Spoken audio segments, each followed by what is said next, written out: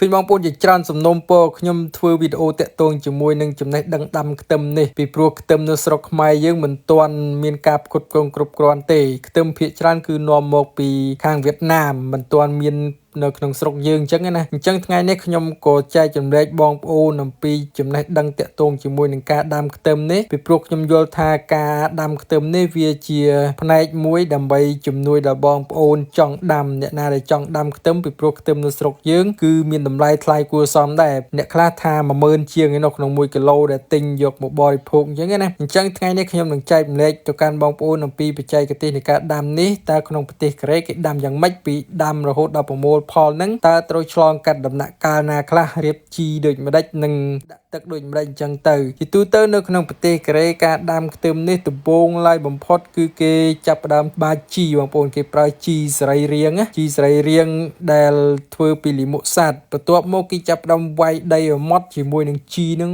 វាយឲ្យម៉ត់តែម្ដងបងប្អូនហើយបញ្ជាក់បងប្អូនថាដីនេះគឺបន្ទាប់ពីច្រូតបានរយៈពេល3ថ្ងៃគេច្រូតហើយគេចាប់ផ្ដើមវាយដីនឹងដាក់ជីវាយដីនឹងឲ្យម៉ត់ហើយបានគេចាប់ផ្ដើមក្រាលកស៊ូភ្លៀងដូចដែលបងប្អូនបានឃើញអញ្ចឹងហើយកស៊ូភ្លៀងនេះគឺជាផលិតផលនៅក្នុងស្រុកគេទេចំពោះនៅស្រុកយើងដែលអត់មានកស៊ូភ្លៀងបែបនេះបងប្អូនអាចប្រើកស៊ូភ្លៀងធម្មតាបានដែលបងប្អូនយកទៅប្រក់តបូលប្រក់អីហ្នឹងប៉ុន្តែបងប្អូនចោះដូចគេអញ្ចឹងទៅគឺប្រវែងប្រហែលជាមួយទឹកមួយ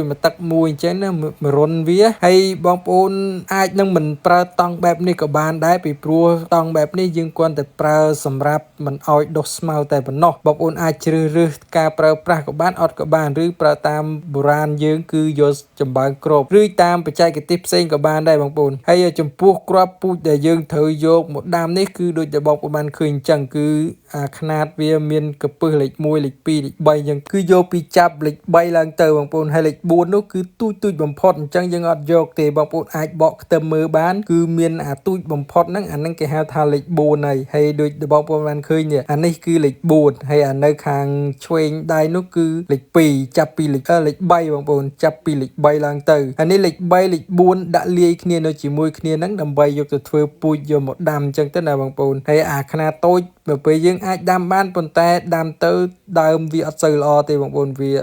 ផ្ដល់មើលមកយើងនឹងមិនធំអញ្ចឹងណាអញ្ចឹងពេលយើងដាំអាកពឹសធំអញ្ចឹងទៅដើមវាធំអញ្ចឹងការផ្ដល់ទិន្នផលឲ្យយើងក៏ធំតាមនឹងដែរហើយចង់បញ្ជាក់បងប្អូនថាការជ្រើសរើសពូជនេះក៏វាសំខាន់ដែរបងប្អូនដើម្បីយកទៅធ្វើពូជដើម្បីឲ្យវាបានផលល្អហើយមានបងប្អូនខ្លះគាត់អត់ទាន់ដឹងថាគេដាំយ៉ាងម៉េចទេហើយការពិតទៅគេយកកពឹសវាដាំមួយគ្រាប់បើសិនជាបងប្អូនយកទាំងដុំទៅដាំហ្មងអត់ល្អទេហើយក៏វាខាតដែរអញ្ចឹងគេយកមកកពឹស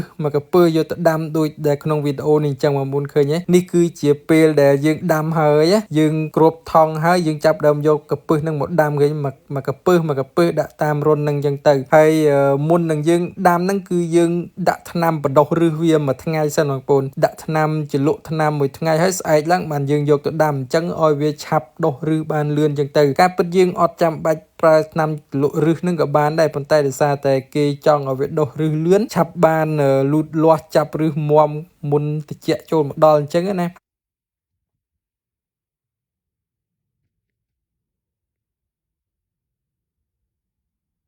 ប្រព័ន្ធទឹកនៅខាងក្រោមដីទេហើយគេប្រើប្រព័ន្ធទឹកនេះគឺគេប្រើតយោមួយហើយមាននឹងប្រព័ន្ធស្រោចស្រពនៅពីខាងលើ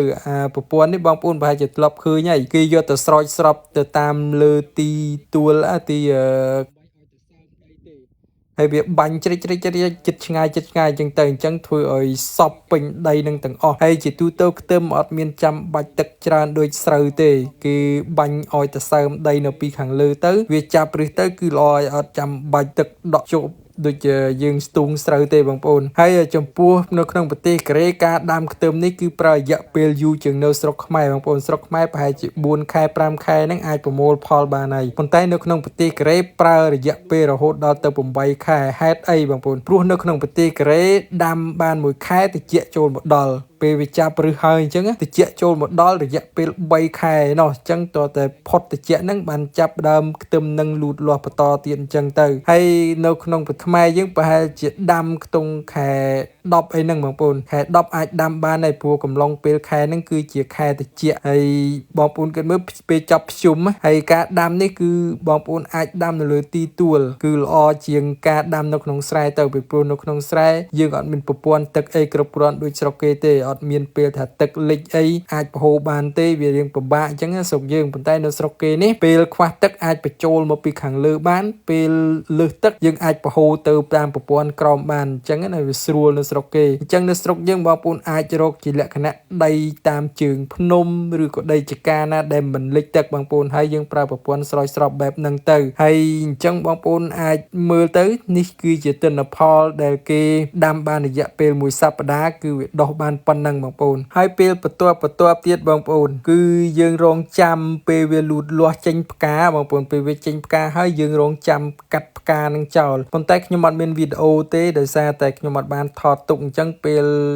វាចេញផ្កាខ្ញុំនឹងថតឲ្យបងប្អូនទស្សនាម្ដងទៀតយើងកាត់ផ្កាហ្នឹងគឺកាត់ផ្កាដើម្បីឲ្យសារធាតុចិញ្ចឹមហ្នឹងទៅដល់មើមធំឲ្យវារីកធំបងប្អូនអញ្ចឹងនៅពេលដែលវាដល់សារធាតុចិញ្ចឹមទៅកាន់ផ្កាច្រើនពេកវាធ្វើឲ្យផ្លែហ្នឹងអត់រីកអត់ធំល្អទេហើយបន្ទាប់ពីយើងកាត់ផ្កាបានប្រហែលជា2ខែឬក៏1ខែកន្លះហ្នឹងយើងអាចប្រមូលផលបានហើយអញ្ចឹងបងប្អូននៅខ្មែរយើងប្រហែលជាខ្ទង់4ទៅ5ខែប៉ុន្តែនៅក្នុងប្រទេសកូរ៉េប្រហែលជា8ខែទើបអាចប្រមូលផលបានហើយវីដេអូក៏មានតែប៉ុណ្្នឹងដែរបងប្អូនអរគុណជម្រាបលាបងប្អូន